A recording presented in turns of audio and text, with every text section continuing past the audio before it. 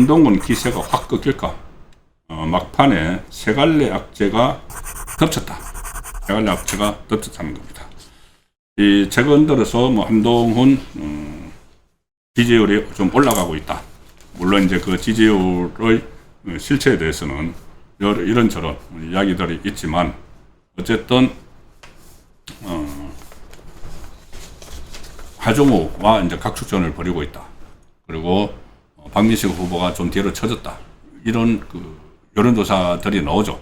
물론 국민의힘 숨은 표가 있기 때문에 이게 그 여론조사를 전적으로 믿을 수는 없지만은 일단 추세가 그렇게 되는 것은 사실인 것 같습니다. 그런데 그거를 그런 기세, 일종의 기세랄까, 이것이 확 꺾이는 그런 악재가 지금 덮치고 있다. 자, 첫 번째는 정관이가 한동훈 그 봉사자 쉼터 여기에 대해서 경찰에 수사를 의뢰를 했습니다. 지난번에 제가 한번 말씀드렸죠.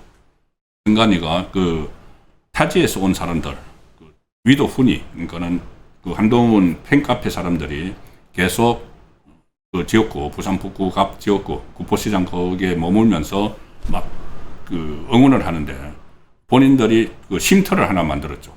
자기들끼리 뭐 돈을 각출을 했는지 쉼터를 만들었는데 그것이 유사 선거 사무소일 수가 있다 해서 그때 선관위하고 경찰에 가서 조사를 했습니다.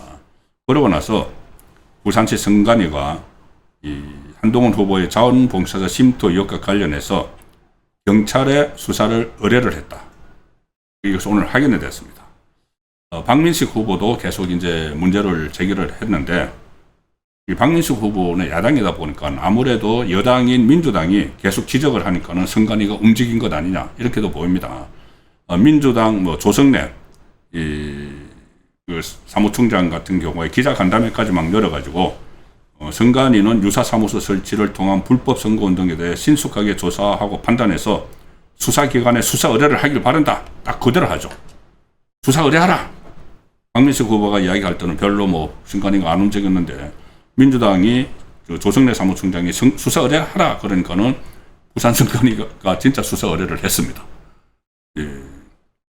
부산 선관위는 특정 후보자를 위해 선거사무소 유사기관을 설치 운영했는지 밝혀달라는 취지로 어제 부산경찰청에 수사 의뢰를 했다.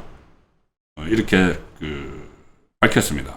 자, 공직선거법 89조를 보면은 법정 선거사무소 외에는 후보자를 위해 유사시설을 설립할 수 없다. 이렇게 규정을 했습니다. 그래서 향후 이 경찰에서는 이제 수사 의뢰를 받았으니까 자원봉사자 쉼터가 실질적인 선거운동 지원 역할을 한 것인지 아니면은 후보와는 무관하게 자원봉사자들이 스스로 만든 휴식 공간인지 여부를 수사할 전망인데 자, 뭐 정황을 보시면은 다들 이제 뭐 짐작은 하실 수 있을 겁니다. 그리고 민주당이 특히 이거에 대해서 지속적으로 문제를 삼으니까 선관위가 알아서 이제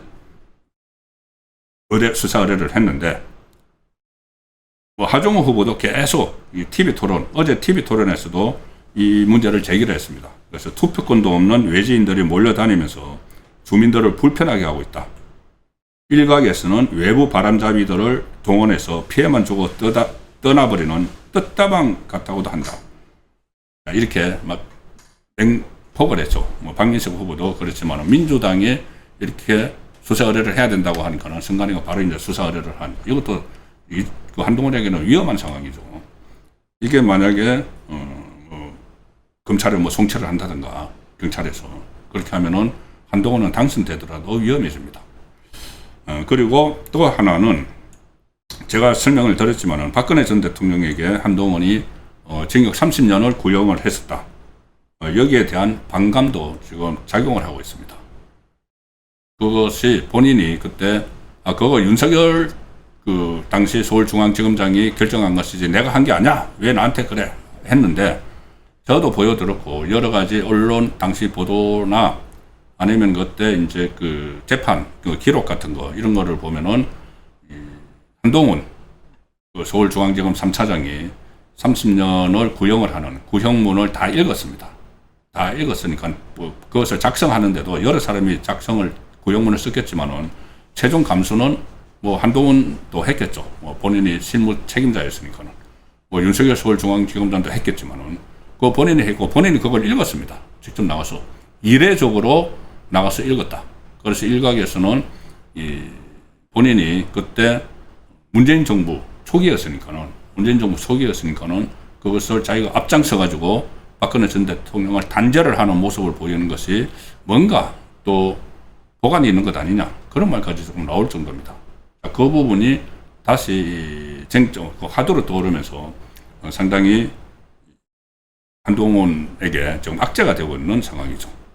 한동훈을 지지하는 사람들 중에서는 민주당 성향 사람들 중에서 이재명을 싫어하는 그런 사람들도 있습니다. 어느 정도 있고 또 그 원래 국민의힘 지지자들 중에서 한동훈을 지지하는 사람들도 있죠. 근데 그 국민의힘 원래 지지자들이 이렇게 아주 정통 그 보수 이 가치를 높이 사는 분들은 이런 문제에 대해서는 상당히 민감할 수밖에 없습니다. 한동훈을 지금은 지지하지만은 그 전에 보수 정권에게 철퇴를 가했던 그런 경력 같은 거. 그래서 그것이 악재로 되고 있고 마지막 하나는 그 악재 세 가지 중에서 마지막 하나는 어제 TV 토론에서 나온 장면입니다. 이게 한동훈에게 상당히 부담이 될 텐데. 네, 죄송합니다. 어제 TV 토론에서 주로 무소속으로 나온 한동훈하고 민주당 하정우가 서로 막 치고받고 했는데 이런저런 이야기를 하다가 한동훈이 그 하정우에게 이재명에게는 왜 반기를 들지 못하느냐 뭐 이런 이야기를 했습니다. 여러 가지 이야기를 하다가 이재명에게도 반기를 들어야 되는 것 아니냐 이제 국회의원이 되려면 막 이렇게 이야기를 하니까 하정우가 사진을 한 장 꺼내듭니다. 사진을 하나 꺼내듭니다. 바로 이 사진입니다. 하정우가 꺼내든 사진 기억나시죠? 한동훈 당시 국민의힘 비상대책위원장 비대위원장이 2024년 1월에 화재가 발생한 충남 서천 특화시장에서 현장을 방문한 윤석열 전 대통령에게 90도 각도로 폴더 인사를 하고 있다. 그때 뭐 두 사람이 갈등이 있느니 뭐 당원 게시판 그 전후입니다. 그런 상황에서 눈발이 낮았는데 미리 딱 가서 대기하고 있다가 여기 한참 서 있었죠. 한참 서 있다가 윤석열 전 대통령과는 90도 각도로 폴더 인사를 했다. 이게 2024년 1월입니다. 자, 2024년 1월에 저런 일이 있었는데 이후에 4월 총선에서 본인이 비대위원장으로 패배를 했습니다.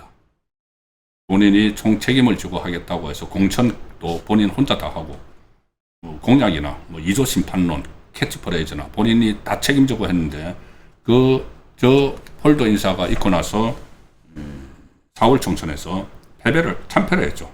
그래서 그로부터 이재명이 활개를 치는 상황이 만들어진 겁니다.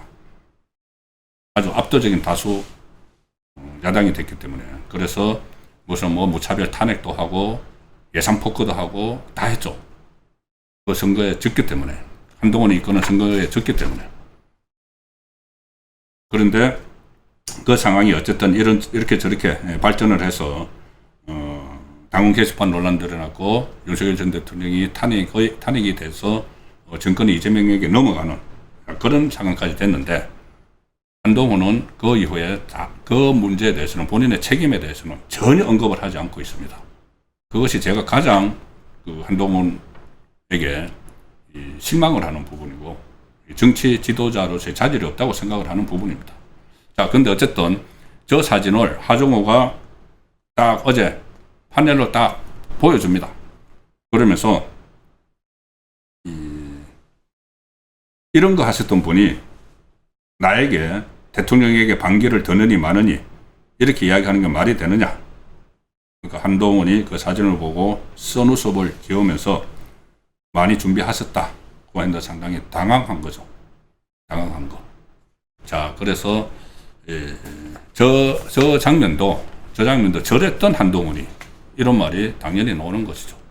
그래서 이것도 한동훈에게 마지막 막판 악재가 되고 있다. 말씀까지 드렸습니다.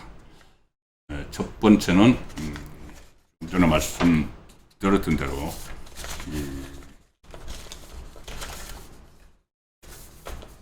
박근혜 전 대통령이 이렇게 뭐 지원을 하면서 생긴 징역 30년 구형했던 그 리스크, 그것이 하나 이제 본인에게 부담이 되는 그 상황이 된 것이고, 또 한동훈 윤석열 전 대통령에게 홀도 인사를 했던 그가 지금 하고 있는 그런 그동안 해왔던 행위들, 이런 것들도 본인에게 지금 악재로 작용을 하고 있습니다. 자, 오늘은 이런 내용으로 라이브 송건의 정치쇼 보내드렸습니다.